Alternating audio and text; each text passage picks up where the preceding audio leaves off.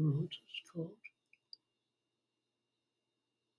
Is it, painting highway billboards, 1967, and followed by Nothing is Known, Everything is Imagined. So, in college, I lived off campus in a little farmhouse. Every once in a while, my landlord would ask me, "What are you going to college for?" At first, I thought this was a general question and tried to speak about the benefits of higher education without sounding condescending. He remained puzzled. I tried again. "Oh, you mean what am I majoring in?" Painting. We had this conversation 3 or 4 times as the months went by until on the fourth try, the light went on. "Oh, you mean hand-painted pictures? I wonder why anyone would go to college for house painting." I adopted the term right away. A year later, I lived in a gardener's cottage at Rokeby, a 300-acre estate where Robert Winthrop Chandler grew up, and painted a few murals. He was a wild one and had several pieces in the Armory Show in 1913. Once, when I was on the tail end of a manic episode, I was offered a chance to restore one of them, which depicted crows landing in a field of poppies. Thankfully, I still had a shred of sanity left and declined. The window in our bedroom was so small it made the room into a semi-camera obscura. No images of the outside, but a Coke bottle on the bedside table cast an image of itself on the wall, not a shadow. Ricky, the skin of the family, was in Russian studies at American University and would take prized Gillette blue blades out of their holder and fill his carry-on case with them, basically turning it into a near solid steel object when he flew to Bulgaria frequently. Oh, yes. My only brush with commerce and art, not for lack of trying, was a job painting billboards. The train-up was to repaint 29 Catskill game farm boards. Nothing got the message, "Let the viewer's eye finish the picture," across better.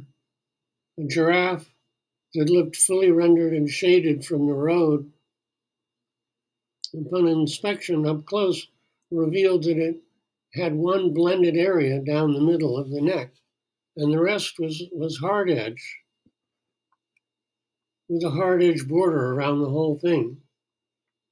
A 6-foot shrimp draped over the edge of a cocktail glass looked like a discarded nylon stocking after I applied my accurate, I know better color. After several tries to make that work, I conceded that the guy who'd rendered it in bright, pure white and taken the gnarliest brush splayed apart its spiky fingers and raked pure red through the white, that guy knew what he was doing. It was a summer job, but we kept at it part-time into the fall. The best thing about them was getting to paint the African landscapes and the clouds in the sky. I worked with a friend, Peter Hammer, who was 10 years older than I, and the only other student at Bard to have a child. He was a big help because I was very green and had no idea what went on in the work world. Peter's wife had had a spontaneous conversion to Jehovah's Witness. when she found a pamphlet in the bedside table in the hospital and lit on the fact that witnesses could get out of blood transfusions for religious reasons. So Peter, the beat poet and painter, made the odd figure of a witness and would come out with things like, "You see those mountains over there? They're 6,000 years old." An early lesson that being smart won't necessarily save you. I learned it at least as much in painting those boards as I did in art school, mostly about simplifying and exaggerating and letting the viewer finish the painting.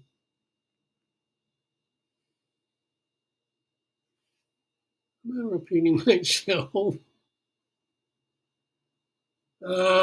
Yeah, I am. The only one scarier, oh yeah, those boards were scary boards at 50 feet high because the New York State Thruway Authority made them stay back 600 feet from the road. 50 feet is a lot more than 24 feet. You kind of think, oh yeah, 24 feet, I'll live. And 50 feet, you're just going, I hope I don't live. The only ones scarier are the ones up on 40-foot telephone poles.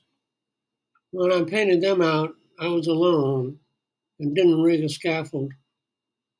Also, my license was expired. The work was done on a 60-foot wooden ladder that would slide down the board when the wind blew and then ease back up when it shifted, sending the ladder to the side and requiring me to jerk it back like making a bicycle do a wheelie. The rest of the time, I wasn't scared too much, but I did wonder why the guardrail on the scaffold was only knee high. To flip you over? I don't get it. Okay, that was that one. And now we have nothing is known, everything is imagined. In the case of reverse Capra syndrome, spelled wrong. Um,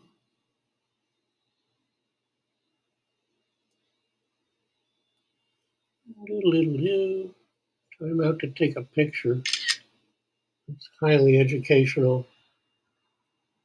It's the perfect illustration. I'm not too organized today, but so what? There's people at the beach, and it kind of like you see people, um, but when you blow it up, there are no people there. They're just little wiggles and squivels and stabs with a palette knife. So nothing is known, everything is imagined is a quote from Federico Fellini. And painting is by Sally West. Love things like this that allow you to see clearly your store of images of people. Some of the ones you see when reading a novel, or the remembered image of someone you must who must look much older now, only here in broad daylight. Billboards were good for that too, a variation on Terence McKenna's half the time when you think you're thinking, you're listening. That might translate that half the time when you think you're looking, you're remembering. When Amy Wallace's house that I was looking after was sold out from under us in 11 days flat, we lived in the Berkeley Women's Club for a week. I was making it seem like to Amy Wallace's mother, she was still there, not in L.A. With Carlos Castaneda, who told her he had married her. That didn't end well, but that's another story. Anyway, the women's club was a Julia Morgan Venetian palazzo designed so that most of the clear windows give onto the interior miniature gardens, one encased in glass, no more than a suggestion that it continued out of sight. The few that looked out on the street in a small were in a small diamond pattern, making a screen effect so that you felt far from the city outside. That is, except in the back of the building where we were, which overlooked the Cal swimming pool. Steam rose from the pool. What was remarkable was how beautiful the swimmers were. When they came out, one swimmer was more beautiful than the next, and the next even more than that. And here come two more, tall, confident goddesses wrapped in ethereal clouds of steam. Incredible. After a few days of this, I went over to have a better look. What I found was a perfectly normal bunch of cow swim jocks. Apparently, with the steam and the fact that I was just far enough away, I was having aided hallucinations of beauties from my memory bank of Waterhouse, Botticelli, Da Vinci, Veronese, and Tiepolo, and the rest of the gang. If you have rose-colored glasses, what you need is slightly foggy glasses. Oh, and we pause again for me to take a photograph. Oh, God. Oh, well, this is a Catskill Game Farm billboard, just so you know. Um, uh,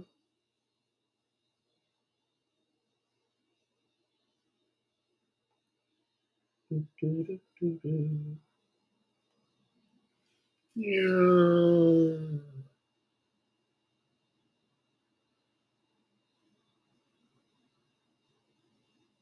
There's a newer one. The ones we painted, there was a bunch of sky. The reason I liked it because I was terrible at lettering. I don't see that way. Like I would bring a canvas into class that I worked on all night, and only when I brought it in there, I'd see all the sides were like, whoa. I've been looking at it all night. I didn't see any problem. Of course, it left bandwidth for much nicer things. Who cares about a little carpentry, right? Anyway, um, got to live my dream one summer, painting billboards for the Catskill Game Farm. 24-foot giraffes, African landscapes, charging rhinos, oh my. It was a summer job, but we kept at it part time into the fall. I have to skip ahead. Nothing is known, everything is imagined. Enrico Fellini. Once, when I was coming down from speed on the beach at Coney Island, and perhaps not accustomed to seeing people at a distance so clearly and isolated, I spent all my time in Lower East Side and even lower depths of Manhattan. Um, I saw someone I knew far away, someone I hadn't seen in years, excited. I couldn't wait for the reunion. Then, as they got nearer, bit by bit, it was revealed that it was just someone who looked sort of like them. A few short minutes passed, and here was another. What's happening? My lucky day, I could use an old friend. This went on for the rest of the afternoon, a parade of significant others, crushes, acquaintances, people I barely knew but was happy to see, given the serendipity in the air. This kept happening after I was onto it, just as convincing, but a little less surprised when it was another false positive. Capgras syndrome is a delusional misidentification disorder where a person believes that a familiar person, object, or animal has been replaced by an identical duplicate. It's also known as the delusion of doubles. The most common symptom is the belief that a loved one has been replaced by an imposter, despite the person looking exactly the same. This was a reversed version in which a perfect stranger looked like a dear old friend. William Burroughs talked about coming down from speed and getting all sentimental about someone from long ago who really didn't get along with at the time, but now there's this buzz, and you have to call them on the phone. I did have Capra's syndrome one weekend. My girlfriend couldn't deal and put me in the care of friends. Dear Jeffrey Bowerman, for those that know, I was convinced that my friends had either been replaced by people who looked exactly like them but were psychiatric nurses, nursing aides, sent to monitor me. There was a slightly less crazy version in which my friends were blowing their cover of being psychiatric nurses' aides all along, who were sent to look after me. There was about 10% of my mind left that knew the whole thing was daft, but I had no idea how to make it resolve, how to make it stop. This was made less insane than it sounds by the fact that it happened to me. I managed to get kicked out of Payne Whitney, the fancy mental hospital where Marilyn Monroe and Robert Lowe got stashed. I got a job doing the 1970 census. During the training, I looked over and sitting beside me, slouched down in his chair with his cap pulled down, was one of the aides from the hospital. How had they found me? Thought it better not to ask or cause any friction. Yeah, I hated that place, says Michael. There was a pause as two bad actors prepared for a little theater improv in public. What do you know? He was my work partner, which meant that the people running the training were in on it. Great. Bear in mind, in those days, it was remarkably easy to get 5150. Someone could just make a call and poof. Don't ask to call your lawyer. This is not that game. Your rights have flown. Between that and the fact that all the doors are locked, it's a powerful experience. I still don't like confined spaces. Seriously. Anyway, he was a nice guy and required to play the role of ex psychiatric nurse. So that helped.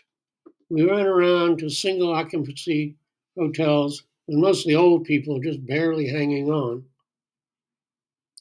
I only remember two ancient sisters who were substitute teachers in schools in Montgomery County, Maryland, which is right outside of Washington, D.C. I don't think I said anything about what a long commute it was from Midtown to suburban Maryland.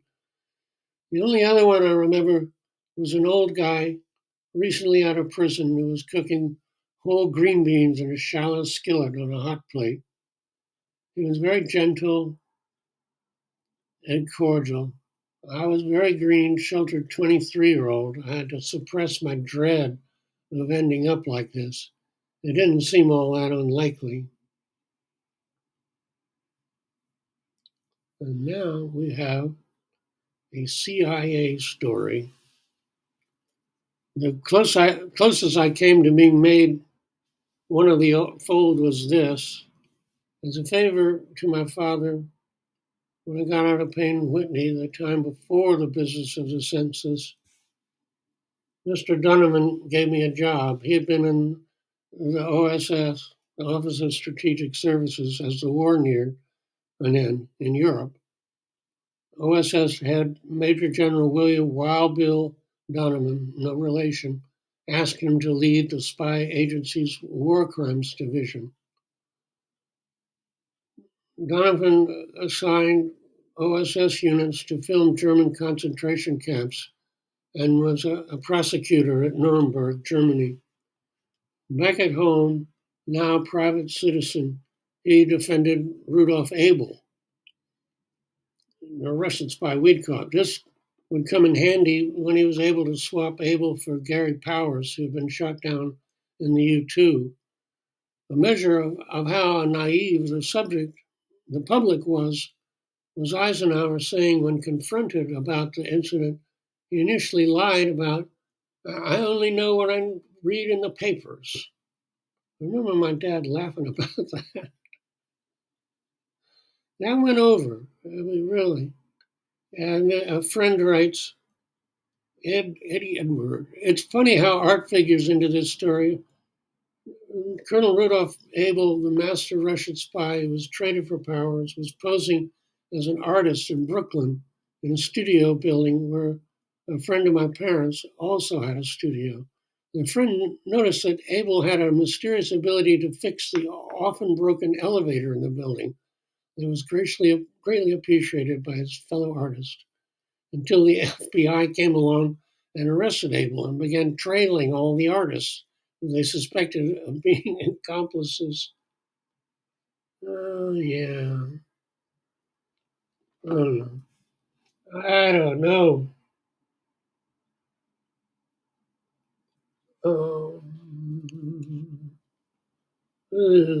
Dear old dad and Gary Powers at the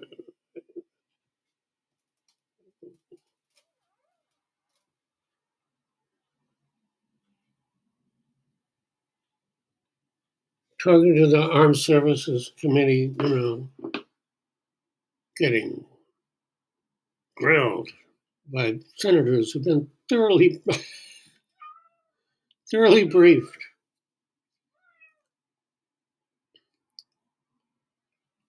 And asked, scandalized, you mean a spy agency spies? What, what's the world coming to? Dad was a close friend of James Simon, who was general counsel for OS during the war, and released and negotiated the release of prisoners from the Bay of Pigs. Mr. Donovan was kind enough to get me a job when I got out of Payne Whitney. It was to be the receptionist at a building Pratt Institute had bought, a former pharmaceutical company or lobbying group's place on Park Avenue, Grand Central. I answered the phone for the only two people there in the daytime. A guy Pratt had kicked upstairs who was a star fundraiser who nobody could stand, and his secretary. No idea what they did. The guy was a hopeless artist and had an archive of his prints they had grad students make for him. Technically complicated, but when you came down to it, it was like woozy swooshes of color, all in good taste. Oh my. And then you had like pitiful watercolors that looked like, oh man, that's nice. Then in the evening, there was a class, and I had to make sure these postgrad students signed in. They needed no help. One night, they invited me up to the class. It was on international affairs. Right in the middle of it, I finally put two and two together. What exactly did Pratt need with an off campus evening class in international affairs? Don't think these guys went to Pratt. Did not look like art students. Imposters. See, that's the connection with the other stuff. There's a whole room full of people, their mask drops off. The surprise was very uncomfortable. I don't even remember if I stayed. I didn't last long after that. I wigged out again. I was fighting the worst depression the whole time. Like on my lunch break, I went to the same hamburger place and had the same hamburger And I'd going home on the subway, I would have to fight this mental loop that if one of the subway tracks was out of alignment, we'd be trapped under the East River. I did discover, though, that you'd be so squashed in that you could actually just go limp. But your weight was divided between 5 or 6 guys, and they didn't really notice. That's how you know New York is a really great city, because why would anyone put up with those conditions? Anyway, the, eventually the brakes came off of that thing, meaning the depression, and I went up again and ditched the job. A dear friend got a hold of me and said, "Here, take this blotter. Let's go to the Museum of Modern Art." And that's all it took, and I was off. I didn't stay off very long. Then we got the second stay in Payne Whitney. This is James Rosenquist.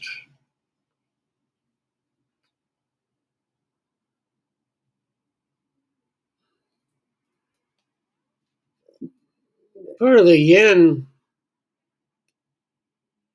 for the Billboard uh, painting